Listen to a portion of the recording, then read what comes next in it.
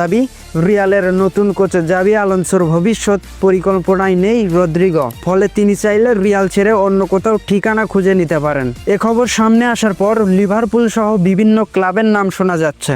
সে আলোচনায় এখন নতুন সংযোজন বার্সেলোনা। ব্রাজিলিয়ান সংবাদ মাধ্যম ইউওএল স্পোর্টে জানিয়েছেন বার্সেলোনার রদ্রিগোর দলবদল পরিস্থিতির ওপর নজর রাখছে, এমনকি নিজেদের আগ্রহের কথা জানিয়ে মধ্যস্থতাকারীদের মাধ্যমে রদ্রিগোর সঙ্গে ক্লাবটি নাকি যোগাযোগও করেছে। এখনও দুই পক্ষের মধ্যে আনুষ্ঠানিক কোনো বৈঠক না হলেও রদ্রিগো ক্লাব ছাড়তে চাইলে বার্সা দর কষাকষি শুরু করতে রাজি বলে জানিয়েছেন সংবাদ মাধ্যমটি। এর আগে 2019 সালের দলবদলে 4,50,00,000 ইউরোতে সান্তোস থেকে রিয়ালে যোগ দেন রদ্রিগো।